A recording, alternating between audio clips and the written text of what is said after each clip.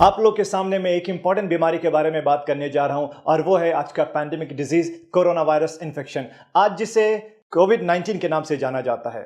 ये pandemic disease जिसे हिंदी में महामारी कहते हैं। आप लोगों ने सुना होगा किसी जमाने में कि पूरे मुल्क में हैजा फैल गया है या पूरे मुल्क में प्लेग फैल गया है। ये सब अपने आप में एक महामारी थे। उसी तरह से आज के टाइम की महामारी ये कोरोना वायरस डिजीज है। सोशल मीडिया, व्हाट्सएप, फेसबुक के जरिए हमारे पास बहुत सारे इंफॉर्मेशन है ये कोरोना वायरस के बारे में। इसमें कुछ सही है और कुछ गलत। इस सही गलत के चक्कर में बहुत सारे लोगों की जिंदगी पे और बिजनेस पे काफी असर पड़ा है। लोगों में एक बहुत डर का माहौल बना हुआ है। लोगों को लगने लगा है कि अगर उनको ये इन्फेक्शन हो जाएगा तो उनका मरना पक्का है, जबकि ये बिल्कुल गलत बात है। ऐसे सिचुएशन में मेरी जिम्मेदारी है कि मैं आपके सामने सही इंफॉर्मेशन दूं और गलत बातों से आपको सावधान करूं। आइए समझते हैं इस वायरस के बारे में। जो सबसे पहला केस दुनिया के सामने आया वो वुहान शहर से, जो चाइना में पड़ता है। जब आउटब्रेक हुआ था तो उस टाइम कुछ लोग वहां पे गए हुए थे, कुछ लोग बिजनेस के लिए, कुछ एजुकेशन के लिए और कुछ लोग घूमने के लिए। सेम टाइम पे जब वो वापस आए, एक मुल्क से दूसरे मुल्क से तीसरे मुल्क, और इस तरह से पूरे दुनिया में ये इन्फेक्शन फैलता गया। सबसे पहला सवाल कि ये बीमारी फैलती कैसे है। आपको बता दो, ये बीमारी क्लोज कांटेक्ट से फैलती है, सांस के जरिए। ये एक रेस्पिरेटरी डिजीज है। ये वायरस हमारे नाक से होते हुए सीधे लंग्स में पहुंचता है। आप इस वायरस के स्ट्रक्चर को देखिए, इसमें कुछ स्पाइक्स जैसे नुकीली चीजें हैं और साथ में हमारे लंग्स का फोटो देखिए, कितने ब्रांचेस बने हुए। ये वायरस सीधे नाक के रास्ते से होते हुए हमारे लंग्स में जाता है और आसानी से चिपक जाता है। ये वहीं पे मल्टीप्लाई होता है, उसके बाद से नुकसान पहुंचाना स्टार्ट करता है। तो यहाँ पे साफ मतलब है कि जो ज्यादातर सिम्टम्स हमारे पास में आते हैं वो लंग्स से रिलेटेड होते हैं। और ये वायरस अगर आपके खाने के साथ पेट में जाए तो पेट में एसिड प्रोडक्शन होता है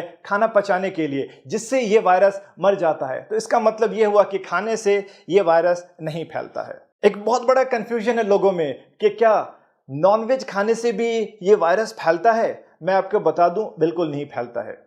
आउटब्रेक जब हुआ था वुहान से, तो वहां पे एक सी फूड मार्केट है। अब वो सी फूड मार्केट में एक साथ काफी सारे लाइव एनिमल्स, जिंदा जानवर और फिश जैसे सी फूड मिलते हैं। रिसर्च के हिसाब से एक एनिमल वायरस और एक ह्यूमन वायरस मिलकर के म्यूटेशन हुआ और एक नया वायरस बन गया। तो इसलिए हम इसे नोवेल कोरोना वायरस भी कहते हैं। अभी के टाइम पे ये पूरा का पूरा ह्यूमन वायरस है और सिर्फ इंसान से इंसान में फैलता है। इसलिए अगर आपको कोई ये कहे कि मटन खाने से या चिकन खाने से भी ये इन्फेक्शन फैलता है तो गलत बात है। हाँ, वो जनरल प्रिकॉशन है कि हम जो भी खाना बनाएं उसको बहुत अच्छे से पका करके खाएं। एक इंसान से दूसरे इंसान में ये इन्फेक्शन कैसे फैलता है। आप मान लो ये इन्फेक्शन मुझे हो चुका है और मुझे खांसी होना स्टार्ट हो चुका है, तो मेरे खांसी करने के दो तरीके होंगे। एक तो मैंने हवा में खांसी किया और दूसरा मैंने अपने हाथों पे खांसी किया। दोनों कंडीशन में मैं ये इन्फेक्शन एक दूसरे को फैला सकता हूं। अगर मैंने हवा में खांसी किया तो मेरे मुंह से वायरस निकला और वो 1 से 1.5 मीटर तक जाकर के नीचे चला जाएगा। उस बीच में अगर मेरे अगल बगल में कोई है तो उसके हाथ पे चिपक जाएगा वायरस या उसके मुंह पे लग जाएगा ये वायरस। अगर मैंने अपने हाथ पे खांसी किया और मैं अपने घर पे बैठा हूं तो मैंने पानी पीने के लिए जग को टच किया, फ्रिज खोला या किसी भी सामान को टच किया, और अगर मैं बाहर जाने के लिए निकलता हूं तो मैंने लिफ्ट को टच किया या किसी भी चीज को मैंने टच किया, उस बीच में कोई दूसरा इंसान आकर के उसी सेम चीज को टच करता है, तो ये हमारी नॉर्मल आदत होती है कि हम लोग अपने हाथ को बार बार अपने मुंह पे लगाते हैं, नाक को टच करते हैं, आंख को भी टच करते हैं। तो इससे आसानी से ये इन्फेक्शन उस इंसान को भी हो जाएगा। नाक पे वायरस गया, नाक से होते हुए सीधे लंग्स में चला जाएगा। लोगों में ये भी कंफ्यूजन है, ये वायरस हवा में भी उड़ता है क्या। आपको बता दूं कि ये वायरस हवा में नहीं उड़ता है। आपको जैसे मैंने बताया कि मैंने खांसी किया तो मेरे मुंह से वायरस निकल के 1 से 1.5 मीटर तक जाकर के नीचे चला जाता है।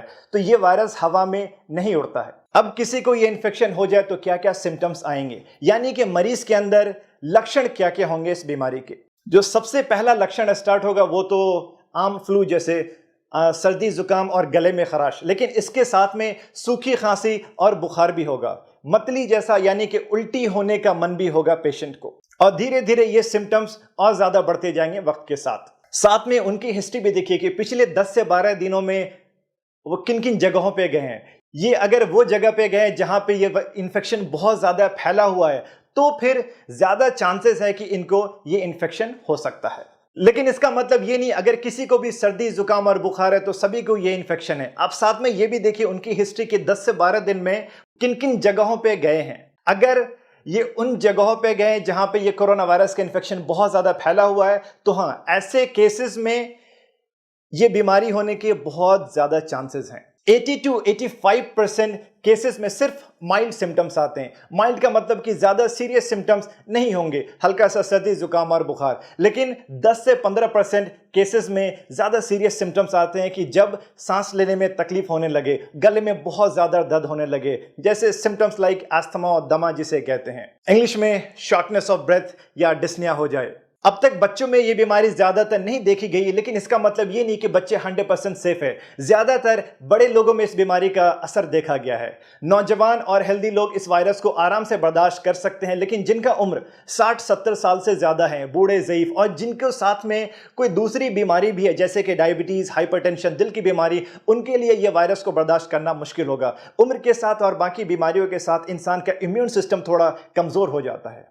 इम्यून सिस्टम का मतलब हमारे शरीर की अपनी शक्ति होती है बीमारी से लड़ने की। अगर किसी को ये सारे सिम्टम्स आ जाए तो आगे आपको क्या करना चाहिए? आप सबसे पहले इस हेल्पलाइन नंबर पे फोन करिए और अपने सिम्टम्स के बारे में बताइए। ये हेल्पलाइन नंबर इंडियन गवर्नमेंट की तरफ से है।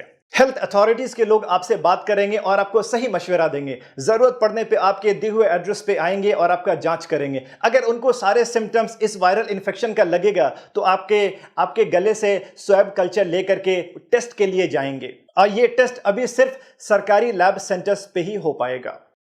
फोन नंबर के अलावा हर स्टेट में कुछ खास सरकारी हॉस्पिटल है जिसे इस वायरल इन्फेक्शन का स्पेशल सेंटर बनाया गया, आप वहां पे जाइए। आपका टेस्ट अगर के पॉजिटिव आ जाता है तो उसके बाद में क्या होगा?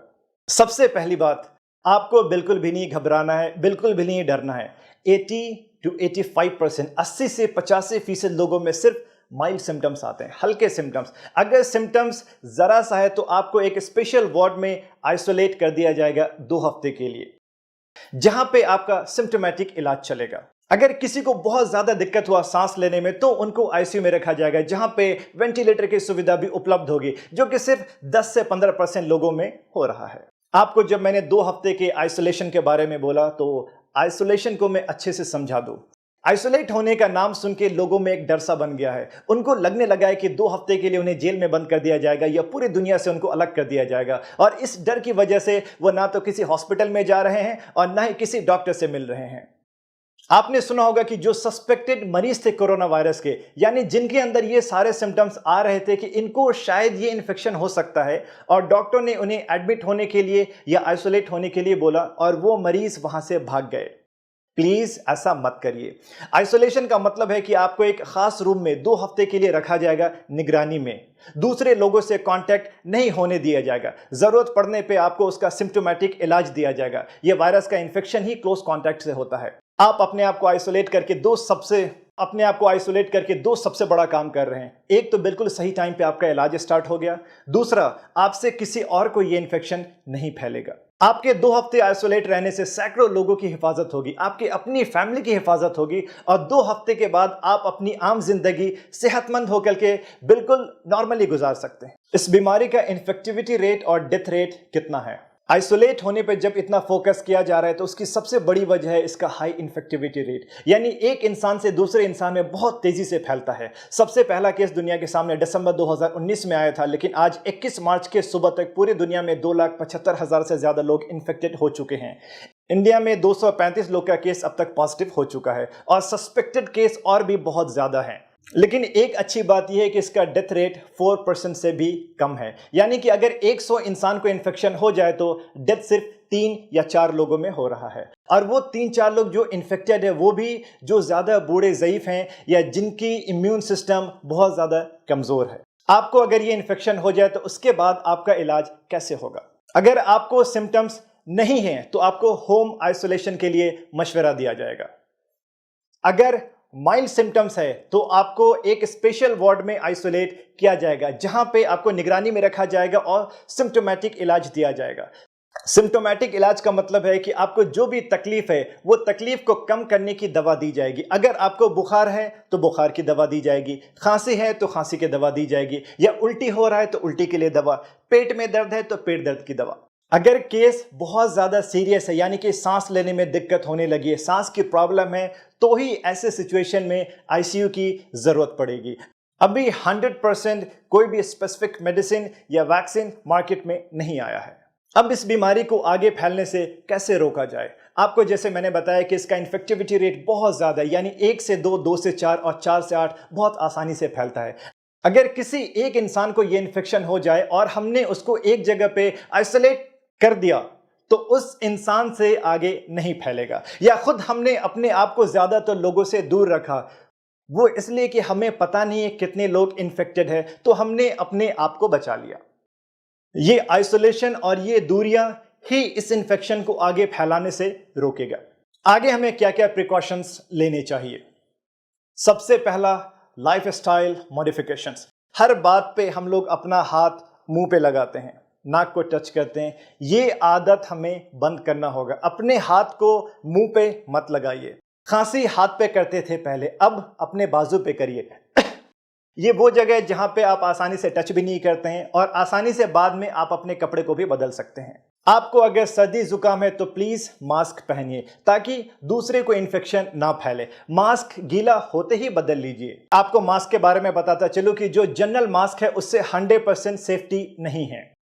सर्जिकल मास्क या N95 मास्क से काफी हद तक सेफ्टी है, लेकिन N95 मास्क सभी के लिए रिकमेंडेड नहीं है। जो हेल्थ केयर के लोग हैं, जो मरीज से बहुत क्लोज रहते हैं, उनके लिए ये बिल्कुल जरूरी है। एक एंटी पॉल्यूशन क्लॉथ मास्क है जो यूज कर सकते हैं आप, और सुबह से रात तक मास्क लगाने की भी बिल्कुल जरूरत नहीं है। लोगों से दूरियां मेंटेन करना काफी होगा। बाहर किसी भी पब्लिक एरिया में जा रहे हैं तो प्लीज मास्क लगाइए।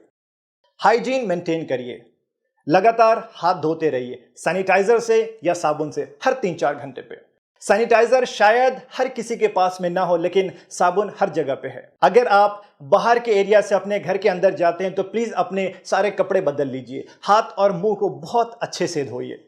भीड़ में जाने से अपने आप को रोकिए, वो शादी की भीड़ हो, राजनीतिक भीड़ हो या कोई धार्मिक भीड़ हो। हाथ मिलाना और गले मिलना अभी बंद करिए। हर इंसान से 2-3 मीटर की दूरियां मेंटेन करिए।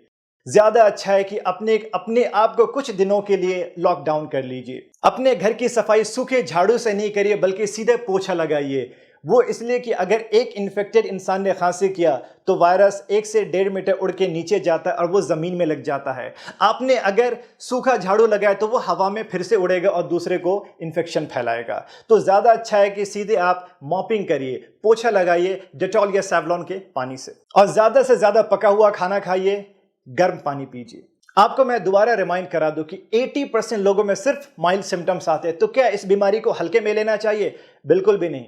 आप में से जो लोग हेल्दी हैं, यंग हैं, आपको इन्फेक्शन हुआ आप बर्दाश्त कर लेंगे, लेकिन आपके घर पे रहने वाले या अगल बगल में जो बूढ़े ज़ईफ लोग हैं या जिनका इम्यून सिस्टम कमज़ोर है, वो इस बीमारी को बर्दाश्त नहीं कर पाएंगे। ये इन्फेक्शन बहुत ही तेज़ी से फैल रहा है। जो हालत आप इटली के देख रहे हैं, न्यूज़ के ज़रिए, वो हालत हमारे हिंदुस्तान में ना फैले।